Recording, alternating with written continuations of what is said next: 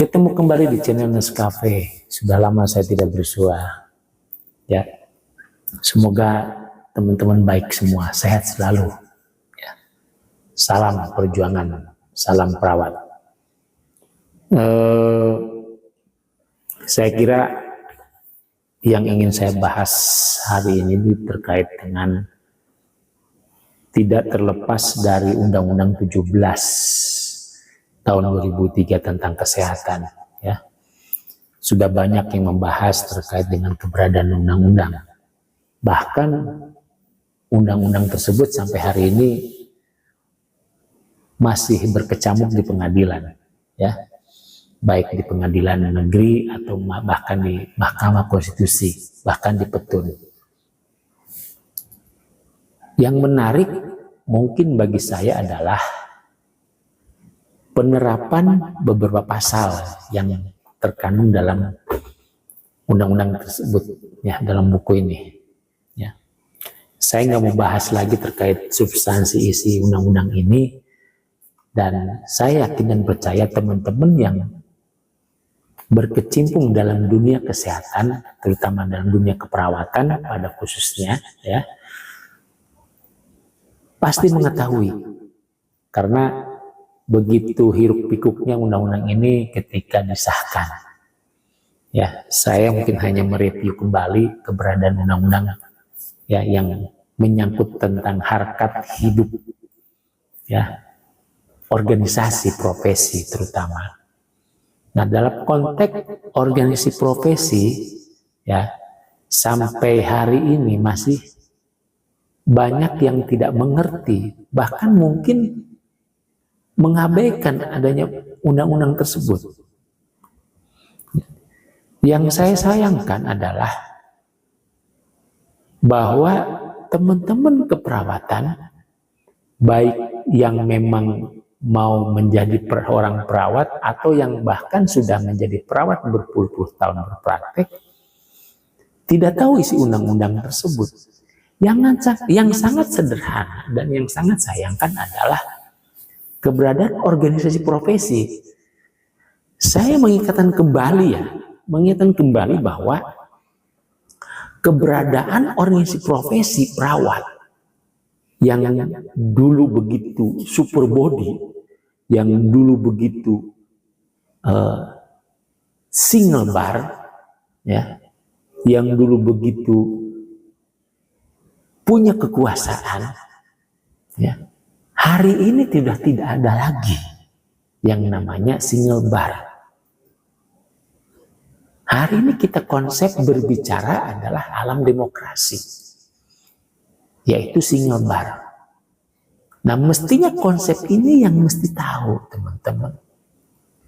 Sangat disayangkan sampai pada akhirnya masih ada oknum-oknum tertentu yang membayang-bayangi, yang mengancam secara organisasi bahwa rekomendasi dari organisasi profesi adalah salah satu syarat administrasi dalam hal pengurusan SIP.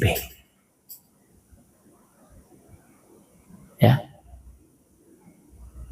Di pelayanan kesehatan, terutama di rumah sakit, konteksnya sudah jelas tidak diperlukan yang namanya rekomendasi. Ya. Semua alurnya udah jelas, aturannya udah jelas. Ya. Kenapa masih dijelaskan? Kenapa masih diedukasi terkait dengan konteks rekomendasi? Dosa besar menurut saya, teman-teman. Ya. Kenapa ketika berbicara rekomendasi ada satu klausal yang menyatakan bahwa kewajibannya harus membayar iuran. Padahal konteks membayar iuran sudah nggak ada gunanya sekarang. Saya ingatkan kembali teman-teman, ya. Mungkin ini sekian kalinya saya berbicara, sekian kalinya saya menyampaikan edukasi ini. Ya. Tolong baca aturan undang-undang ini, baca ini, buku ini sangat krusial, sangat penting. Jangan sampai kita terbelenggu dengan rutinitas, jangan sampai kita terbelenggu dengan aktivitas yang menurut saya seharusnya kita sadar. Ya, sangat disayangkan menurut saya. Masih ada oknum-oknum yang mengatasnamakan organisasi profesi yang harus memberikan rekomendasi sebagai syarat mutlak, ya, untuk dikeluarkannya SIP atau SIPP. Nah, ini konteks ini menurut saya harus disampaikan lah.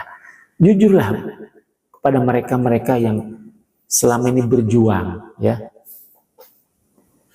Bukan saya mau mengatasnamakan bahwa tidak boleh. Bukan saya melarang orang ikut organisasi, bukan. Tetapi akal sehat kita, logika hukumnya kita harus jalan. Ketika undang-undang mengamanatkan, menyatakan bahwa sudah tidak lagi diperlukan adanya rekomendasi dari organisasi profesi ketika nakes atau namit mengurus tentang surat izin praktek atau surat izin praktek mandiri. Ya, ini konsep ini harusnya teman-teman dari 2023 hampir 2 tahun mestinya sudah hafal, sudah mencari informasi terkait ini, terkait dengan kegunaan iuran buat apa. Ini mesti ngerti teman-teman, ya. Mesti dipahami dalam konteks regulasi yang ada. Ya, jangan sampai kita mengeluh, tapi kita tidak berani untuk bertindak. Kita tidak berani untuk memutuskan mata rantai ini. Ya, saya hanya bisa menyampaikan, saya tidak bisa melarang begini-begini, saya tidak bisa memprovokasi, tapi saya katakan ini ada aturan. Ini ada regulasi yang mengatakan bahwa sekarang tidak ada lagi rekomendasi dari organisasi profesi untuk syarat administratif mengurus SIP. Ya, ini penting teman-teman supaya diperhatikan. Ya, ketika saya memberikan edukasi, ketika saya testimoni, ketika saya memberikan sharing, ternyata masih banyak yang kok di saya masih ada Pak. Harus rekomendasi ini, harus bayar dulu. Kasihan mereka teman-teman, ya. Kasihanlah. Sudah saatnya kita berterus terang sama mereka. Sudah saatnya kita memberikan edukasi yang sebenarnya. Ya. Itu teman-teman, saya kira perlu disimak, ya. Dan tetap semangat untuk teman-teman yang berjuang dalam konteks pelayanan, ya. Tanpa mengurangi hormat, dari tim Nescafe jangan lupa like, subscribe, komen kalau memang ini bermanfaat. Kalau ini bermanfaat, like, komen, dan subscribe, ya. Saya yakin tidak ada ruginya untuk memberikan komentar, like kepada teman-teman. Oke, tetap semangat dan jaga kesehatan.